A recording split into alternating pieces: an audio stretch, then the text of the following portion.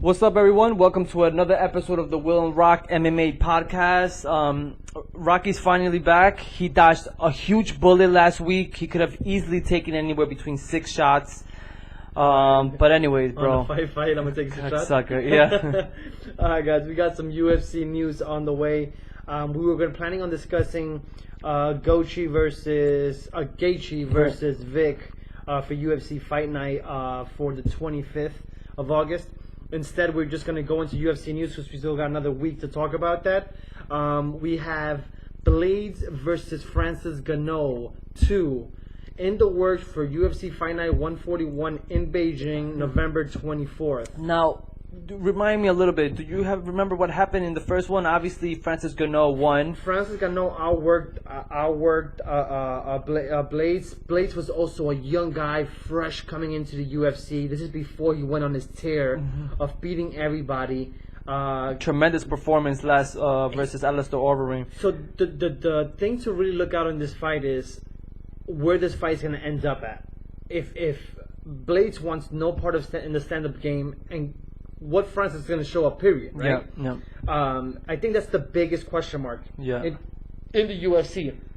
After his lackluster performance that he did versus Derek Lewis, which was by far one of the most embarrassing heavyweight fights of UFC all time. Of all time. He needs to come out guns blazing and look like that was just a small slump in his career, which I think he could do. And then somebody who... Then you have to think about Blaydes. Somebody who's so well decorated. Yeah. After that loss, he hasn't lost after that. But let me just mention one thing. Now he's gotten knocked out before already, but he almost got knocked out by Mark Hunt. He almost got knocked out by Alistair Overeem. Now, yes, these two fighters have heavy hands and they have great kicks, but nobody has a heavier hand than Francis Ngannou. Period. If by any chance he gets a glimpse of Blaydes' face, Blaydes is gone. Which is what I'm curious about, if Blaydes is going to go full. Which I'm not curious. I think it benefits him to go full blown wrestling on him. Yep. And just wear him out. Wear him out or ground and pound like he did Alistair Overeem with a tremendous left elbow to the face that stopped the fight. So I agree with you.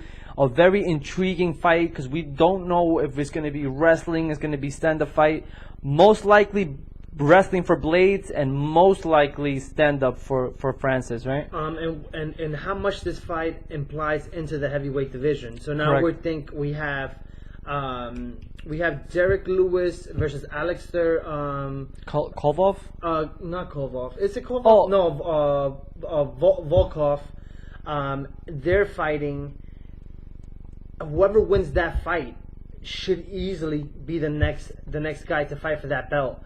Or if Stipe, depending on how long Kamiya decides to stay away from the heavyweight division, or how long it's going to take Brock Lesnar to walk into the heavyweight division at this point, Stipe should be waiting in line for that Derek Lewis versus Alexander fight, or that Francis Ngannou versus there's a lot in play for that heavyweight division right now. One of the things that I really enjoy about it is that we're finally starting to talk about the heavyweight division. Yeah, what I'm enjoying even more is the fact that there's some young cats coming up that are putting their names on this heavyweight division. Remember, bunch of dinosaurs were fighting, bro. Yeah. Whole bunch of old people just fighting, but now we're seeing a guy like Blaydes, like you just mentioned, Volkov, all these young guys coming up that is giving a refreshing faces to the UFC heavyweight division.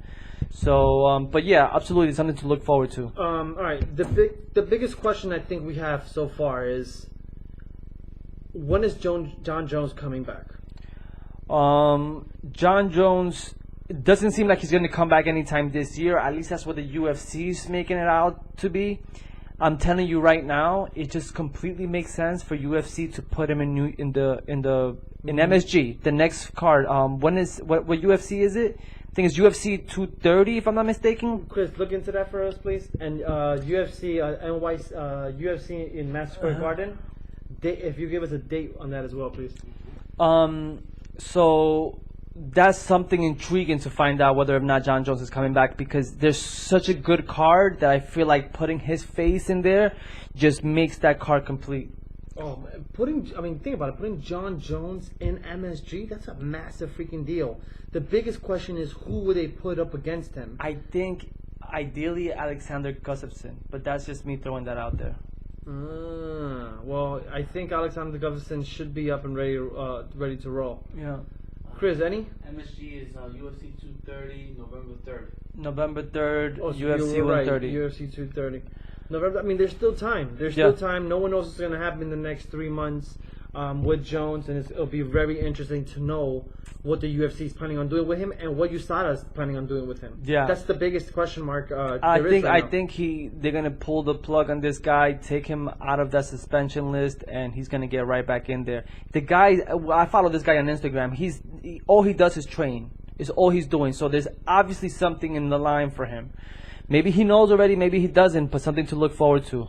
And then UFC 227 got 300,000 views. Now, how important is this? Look, this is how important this is, and this is what I wanted really to talk about it. UFC has not been getting that many views. If you don't get a guy like McGregor in there, if you don't get a guy like a female like Ronda Rousey, Brock Lesnar, all these people that really put people in their seats, right? And it's very interesting because we had Henry Cejudo versus Demetrius Johnson fight as a co-main event when everybody was arguing that should have been a main event, and you and I were one of the people that actually were talking about that. And then Cody Garbrandt versus TJ Dillashaw stole the show because the only reason that card got 300,000 views was because of TJ Dillashaw and Cody Garbrandt. This also tells you why the UFC wanted to strip the crap out of Demetrius Johnson for the belt. It just completely makes sense. And to add to that, that fight was too close to call, man. I agree. I think they almost made it look like it was a one-sided fight. That fight was way too close to call. It's interesting you said that too because I listen to a lot of podcasts. Joe Rogan believes that he would have picked Henry Cejudo to win that fight. And then we also had Brandon Sharp, who I listened to the Fighter and the Kid podcast. To Below the Bell podcast, and he said that he believes that Henry Cejudo won 4-1 after he saw it a couple of times. These are experienced people that are dedicated to the sport. I haven't watched the fight the second time. I think I'll get a better perspective on the fight if I were to watch it the second time. Yeah, I agree with you. I really do believe that it could have easily been a draw. UFC. This is what I was trying to tell everybody is that we're tired of saying the same exact thing. There's too many close fights, and judges are too scared to say it's a draw.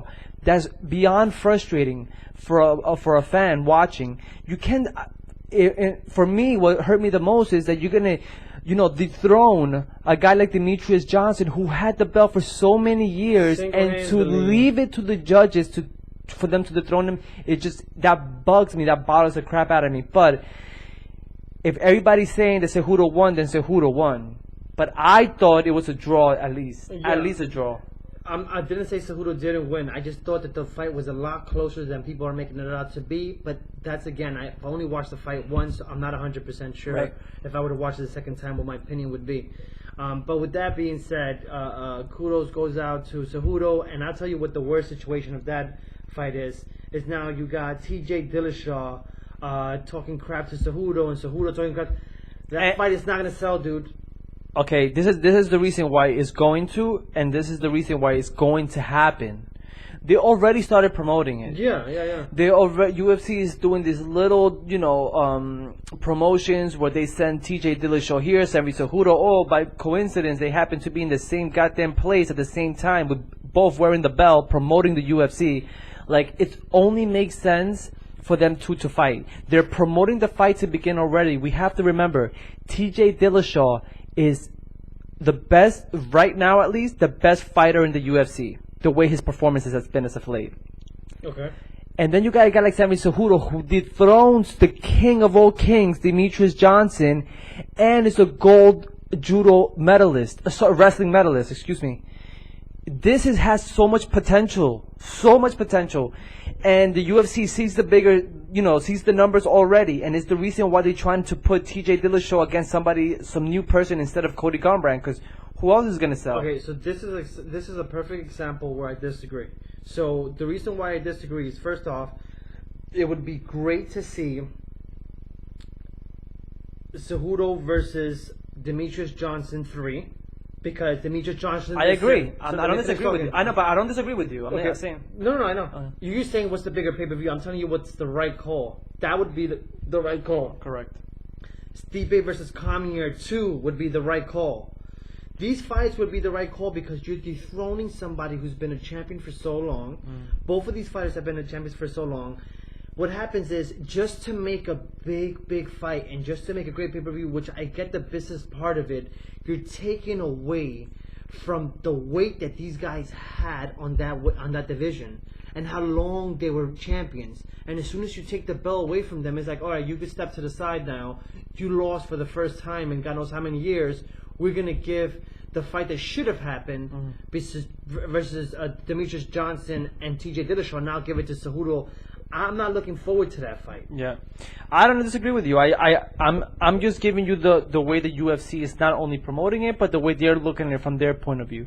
They want to see that fight go down. Is why they're promoting the fight. I agree with you 100%. Give T.J. Dillashaw, Demetrius Johnson the belt, a third chance. Demetrius Johnson beat him once. Henry Cejudo kind of beat him the second time. Let's get the third fight going. It just completely makes sense. We could easily make this a good rivalry. We really can. But they, it is what it is. What can you do? But anyways, what's next? Bellator 207 co-main event. We have Roy Nelson versus Sergey Karnatonov. I always forget his. Karnatonov, if I'm not mistaken. Now, what I like about Sergey, this is the guy that used to fight back in the days in Pride. We're talking about the early Monster 2000. Yeah, man. Crazy left and right hand, stand-up fighters, not looking to go ahead and wrestle with you. He did. I remember him entering the Bellator when Bellator first did their heavyweight Grand Prix, where Daniel Cormier came out the champion. And he knocked out, if I'm not mistaken, my brain's a little rattled, but I would like to think he knocked out Andrei Arlovsky with a left hand, left them flat out on the ring at the time because they didn't have an octagon. I believe that Sergey, this fight, although it's going to be very under the rug, nobody really is going to really talk about it. I'm telling you, this is a great fight. I think it's a great heavyweight fight. We have Congo also fighting soon. Interesting. Versus Johnson. We're starting to see Bellator take a beautiful shape, man. I'm really liking this. I don't believe the UFC is no longer a threat to these fighters. As much promotion that they could get there, the money is in Bellator. So I believe, if I'm not mistaken, little by little, these contracts that UFC cannot fulfill, Bellator is going to fulfill. And that's what we're looking at now. There's a lot of fighters from the UFC who are fighting now in Bellator. And these two fighters are something to see. Somebody's getting knocked out. 110% sure, bro. Yeah, I totally agree. I won't lie. I'm not looking forward to looking at Roy Nelson fight. I think he's already in the downside of his career. He has whatever's left on his tank, and you got someone like Sergey who still wants to make a name for himself, because I feel like he's still not respected in the MMA world as he should be. Yeah. So yeah, granted, it's going to be a phenomenal fight, and I'm looking forward to it. And then something that leaves a bad taste in my mouth. You got Glover Teixeira is injured and is completely out of UFC San Pablo. Yeah. Versus Ngannou. It's one of the. Bad enough he's coming out of 2 losses already, and now he gets injured. We all know Teixeira is, hasn't had the best performances as of late, and now on top of that he gets injured. So now you're pushing back. This is a guy who's almost pushing 40 years old now. He was supposed to be in the UFC way longer. Didn't get his visa on time. Chuck Liddell was raving about this guy. Gets into the UFC, knocks out everybody, and then he meets a guy like Jon Jones, and he's never been the same after that. There's been a lot of people who've met Jon Jones and never been. Yeah, you're completely right. But with that being said, it's the wrong time to happen to Glover Teixeira. Hopefully he gets right back in his feet and you know, he takes the next fight available because he needs to get back into that octagon. So the point is that at this point, who they're going to put up for the St. Pablo fight, and then the interesting part about that is they don't know. They had this. I think Jimmy Smith had called up and said he wants to go up and he wouldn't care to fight, and Volkan tweeted like, "Yeah, you do have a date to fight me. Why are you looking for a different fight?" But the UFC needs a Brazilian guy. They need a big Brazilian name to headline that card. They cannot get another American. No. Mattawa is already fighting in that card. They desperately need a good Brazilian They could completely scrap that card and get somebody else, you know. Jose Aldo has had a tremendous performance. The last one, try to see if you get that guy in there. You know what I mean? Put him in the main event. It's a UFC fight now. Why not? Yeah. Why not? All right, guys. That's pretty much it. That's a wrap, boys. It's a short night for us too. Thanks for tuning in. Catch us at the Will and Rock MMA podcast on Twitter, on Instagram, and most importantly on YouTube. Catch our videos. Leave comments. Anything else? No, bro. We good. Peace. Peace, guys.